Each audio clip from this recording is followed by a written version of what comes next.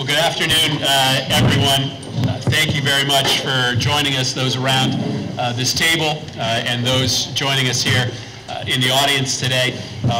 We are going to take the next hour or perhaps more to have what I hope is a very important and very constructive dialogue about the approach that we can take at the federal level to combat gun violence everywhere in this country and everywhere in this state. The way we'll do this is open this up with some comments from myself and Senator Blumenthal and the mayor, as well as those that are sitting around the panel. Then open this up to those that are in the audience and take some comments or questions from people that are here. We've got some very important and critical community leaders that are in the audience today, and we want you to have a chance to ask questions as well. Before we make our remarks, why don't we just quickly go around the table here, and everyone can just introduce yourself, and if you're affiliated with a group or have an important title, let us know, and then save your remarks for a few minutes from now. But why don't we just go around the table and start with Representative Ritter. My name is Matt Ritter. I represent the 1st Assembly District, which is in the city of Hartford.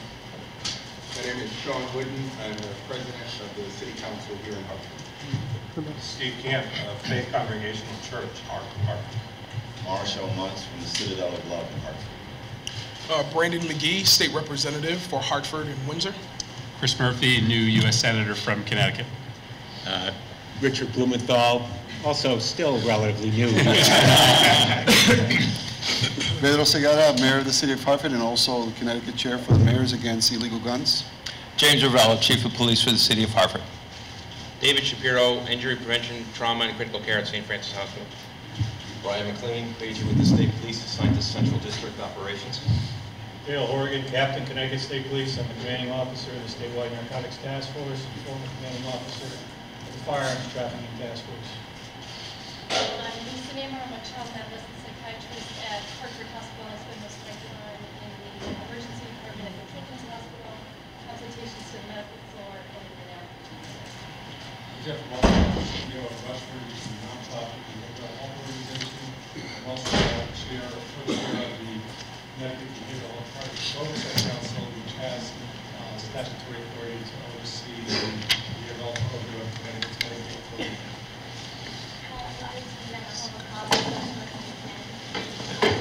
Sorry.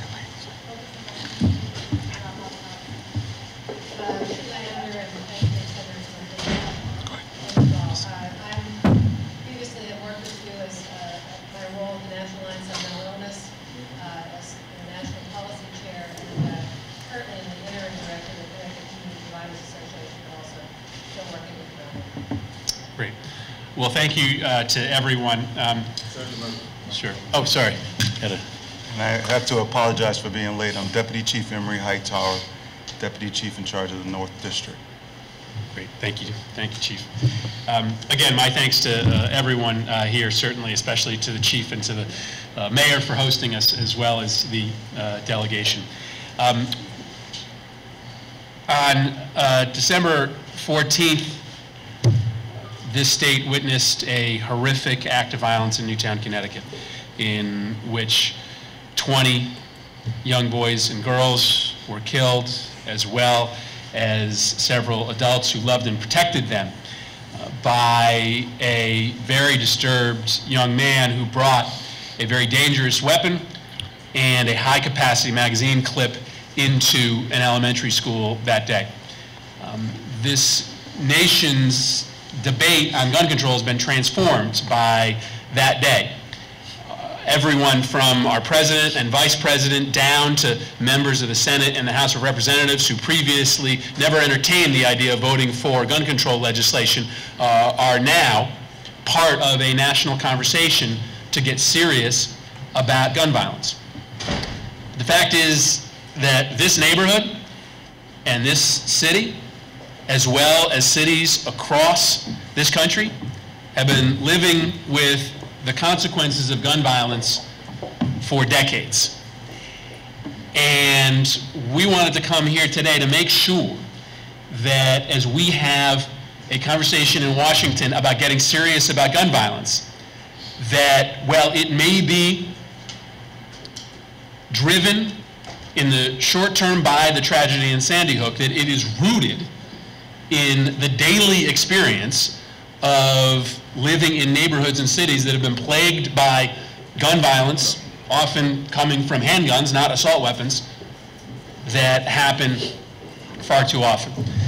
And so we're here today to share with you where we are in terms of the conversation at the federal level, and then to really hear from people around this table and people in the audience about your thoughts on the components that should be part of a federal gun violence response. Here's a statistic that will blow your mind. Since the Sandy Hook tragedy, almost 700 people have been killed by guns across this country. In the 30 days since Sandy Hook, almost 700 people have been killed by guns across this country. Many of them in cities, but many of them in suburbs as well.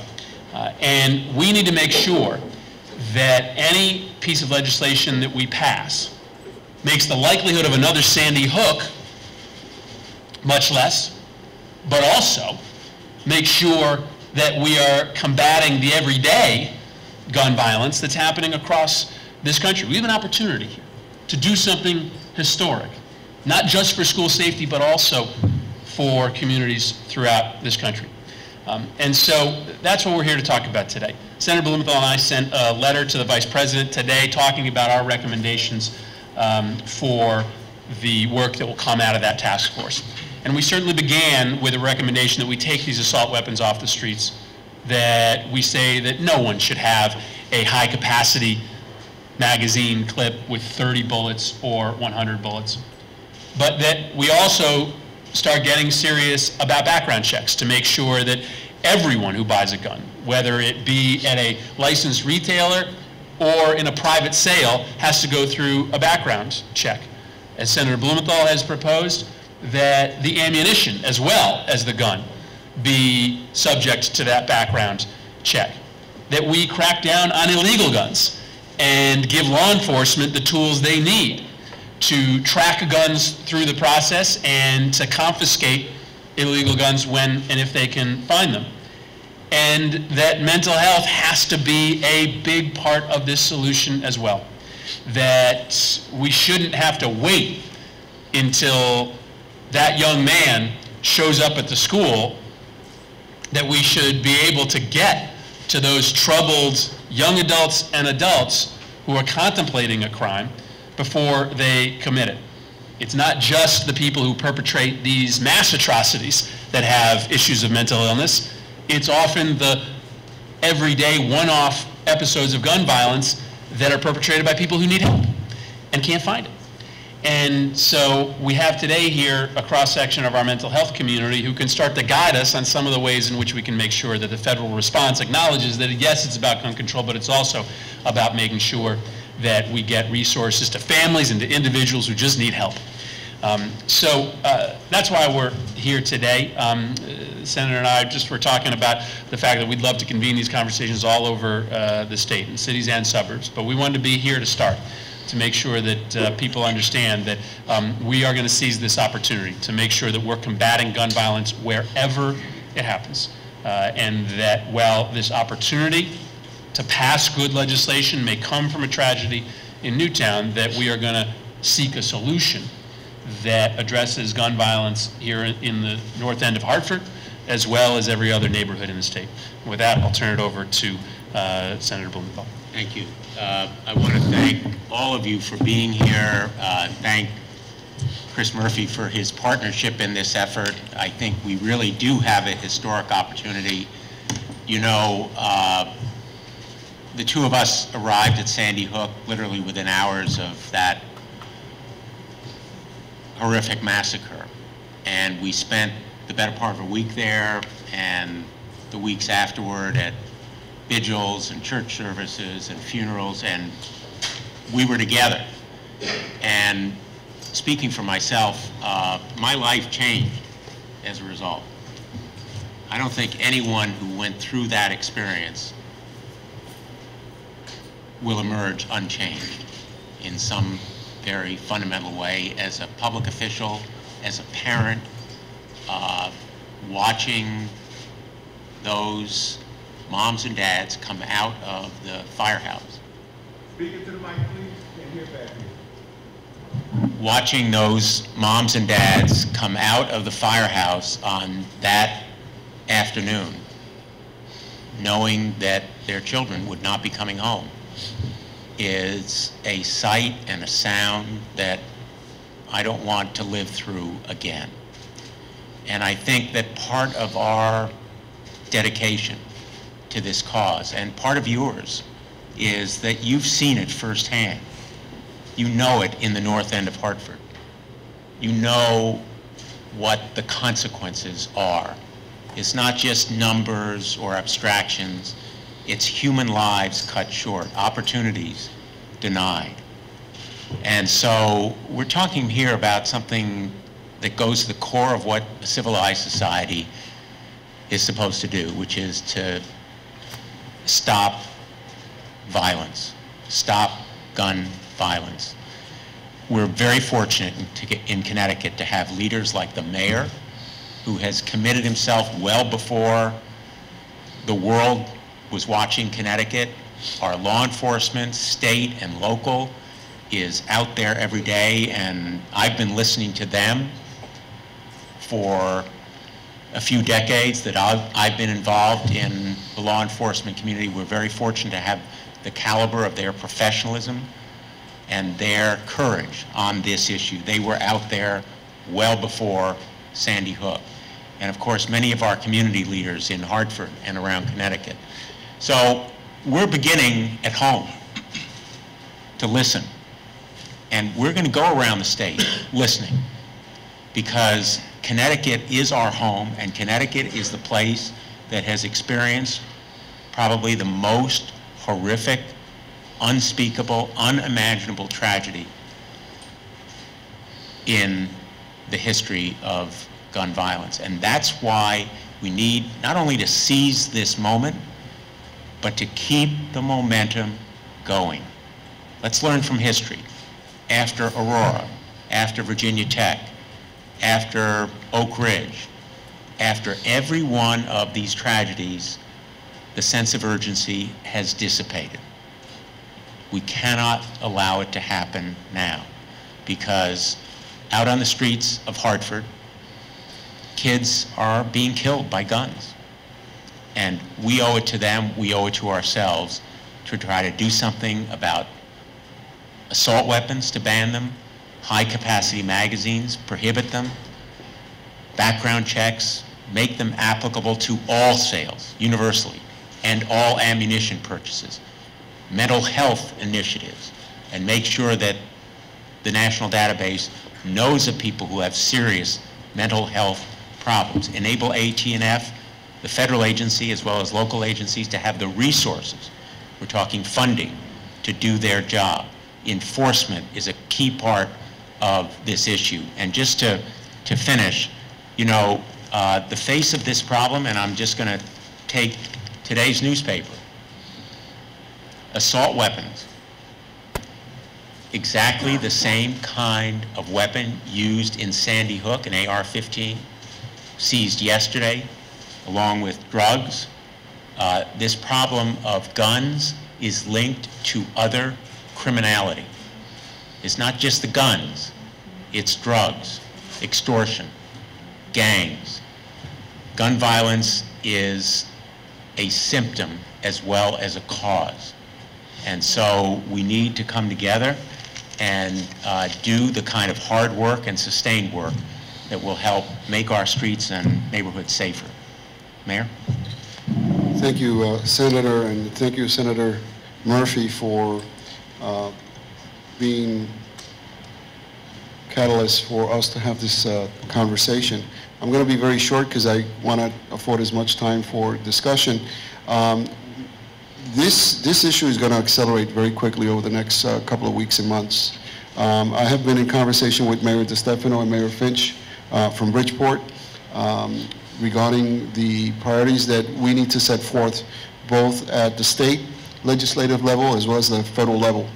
we want to make sure that during this process, as we talk about assault weapons and high-capacity magazines, that we also make part of the conversation and is part of the change what is causing most of the violence and deaths in our city, which are smaller type of weapons, and make sure that that also receives attention so that we can do our best to protect the lives of mostly African-American young men and Latino men in the cities of Bridgeport, New Haven, Hartford, Waterbury, New London.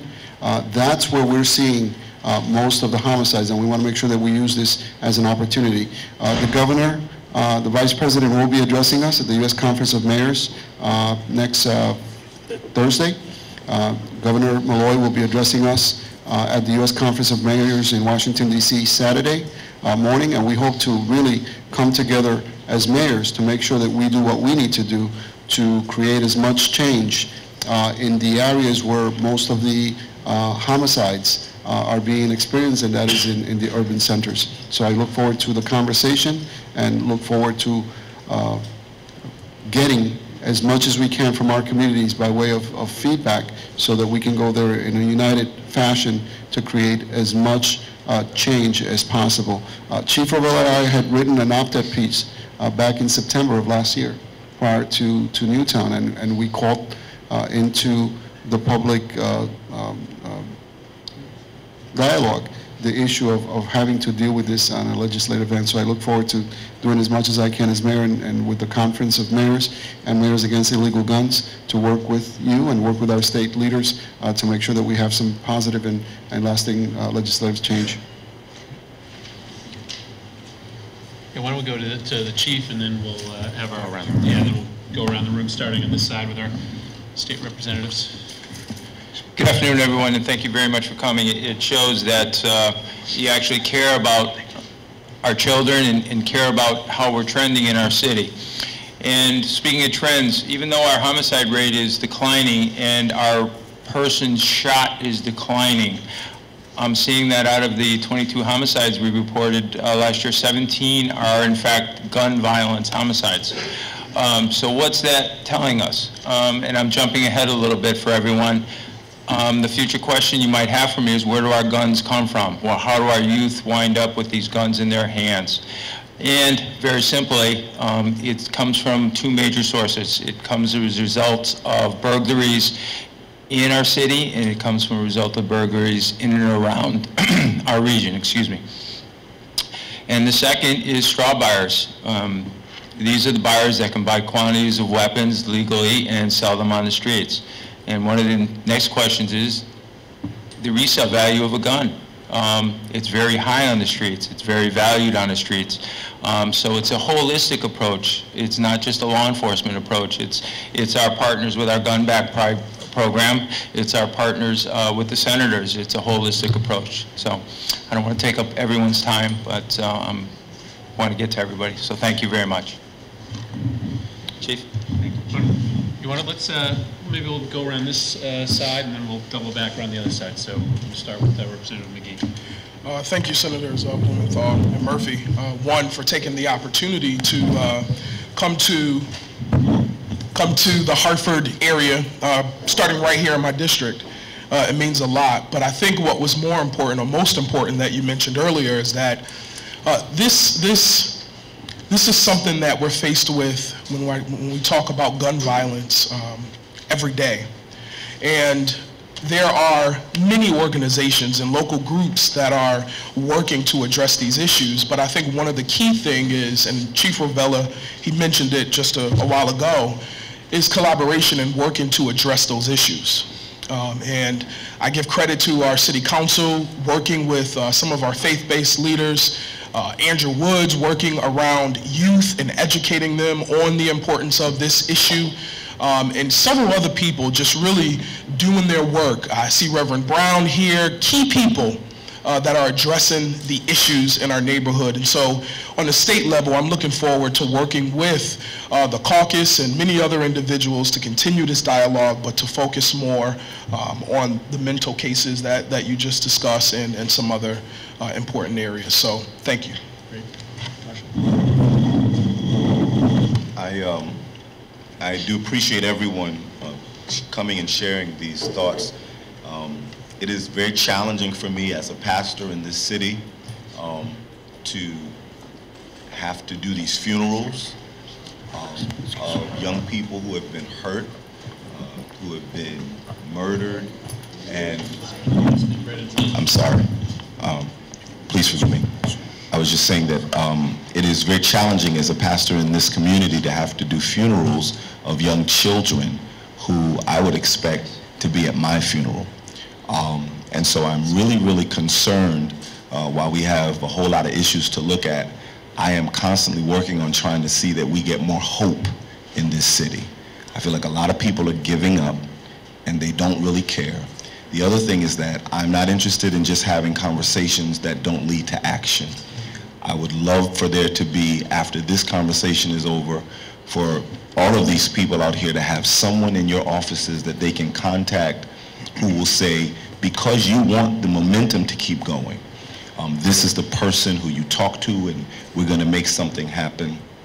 I struggle with the fact that I don't believe anyone in our neighborhood has a gun to go hunting. And so we want to see this change. We want to see it stop in the inner city. It is unfortunate that what happened in the suburbs. But again, we see this all of the time, and it hurts that it has to happen in the suburbs for everyone to get excited to want to see change. Senators, thank you for coming to Hartford. My words, I think, are not as easy. I think that one of the things that troubles me is that the mood in Washington seems to be cut, cut, cut. Cut everything. And there doesn't seem to be this emphasis that the cities need help, that we in the communities need help. That's part of why we see all these murders in our city, is because there's no resources to do the kinds of community dialogue, to do the kinds of community helping, to do the kinds of things that will generate goodwill and positive attitudes to help our young people, our teenagers in particular, to get off the roads of violence and get on the roads of peace.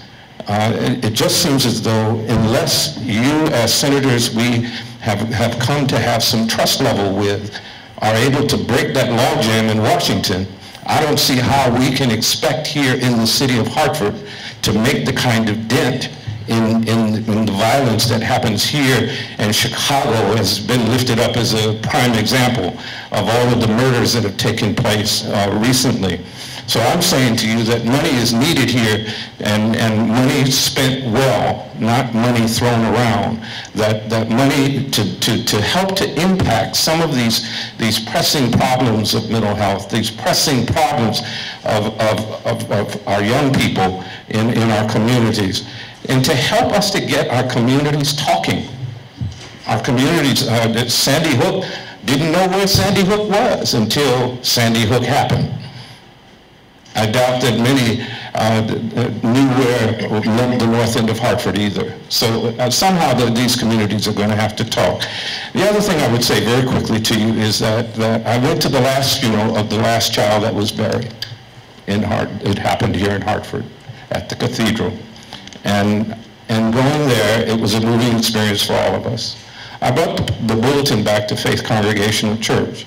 I hung it on the bulletin board. It's going to stay there until you all do something. I'd like to add my word of thanks for convening this, and thanks to those of you who have come out. The City Council, as has been mentioned earlier, we initiated with Councilwoman Jennings and Councilman Kyle Anderson a faith engagement in terms of anti-violence. We in this city have been under siege. There are many people, I can look around here, Reverend Sam Saylor, myself, just look around, who've buried young people to gun violence. And And I think it's critically important. And I appreciate your comments, Chris, with respect to this not just being about assault weapons. Because in addition to, the sad thing is the current debate around assault weapons, around the high capacity ammo magazines, that's the common sense, easy stuff that we should just do at the federal level, at the state level, and move on. But in addition to new legislation, we need new priorities. And Senator Blumenthal, you and I have talked about this a bit, and as strong as those of us who live in communities under siege by gun violence feel about beefing up our law enforcement efforts, and our shooting task force in the city of Hartford, it's been great. As strongly as we support that, we also believe we need new priorities and new investments in young people. And in the long term, this is not just getting past a horrific tragedy in Newtown, but this is about building the foundation, an opportunity to reset the conversation about our priorities in Washington, our priorities at the state level, and in our local communities. And so I hope we use it for just that. Thanks, Sean. And again, thank you to Senator Murphy and Senator Blumenthal for putting this event together. And I'll tell you why it's so important. Representative McGee and I have probably gotten 300 emails in the last 3 or 4 days, members of the Judiciary Committee at the state capitol, on this issue. The problem is it's not a state issue, right? Most of the issues that we really need addressed are federal. If you can buy ammunition online, even though we banned it in Connecticut, what good is the ban? If you can go, as the governor said in his speech, and drive 3 states over and buy the gun that we banned, what good really is it ultimately? So we're really glad you are here.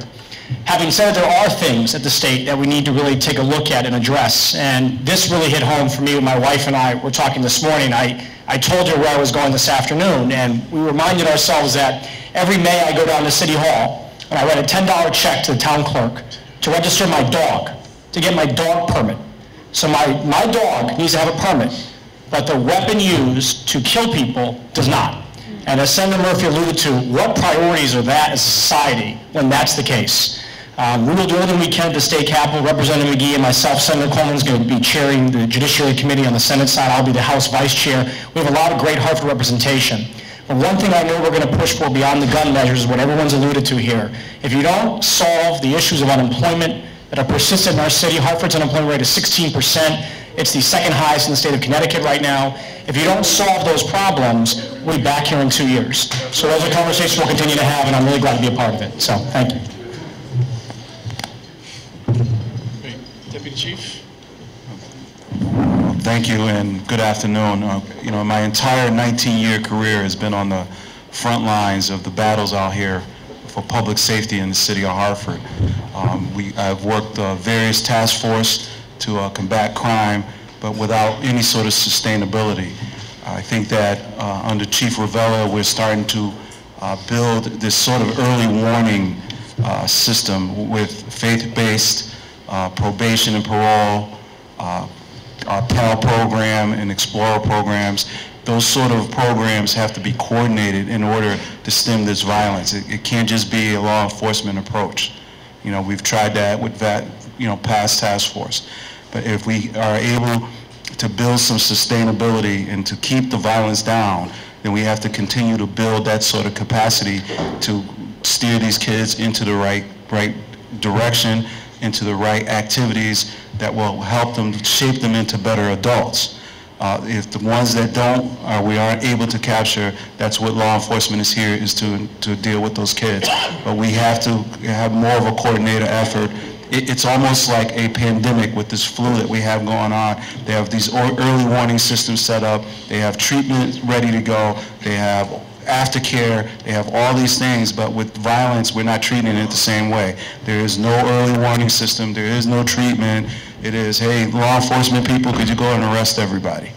And so we need to sort of build that sort of system, and then we have to sustain that system, and then I think that we might start to see, even though our numbers are declining, you'll see it decline even more.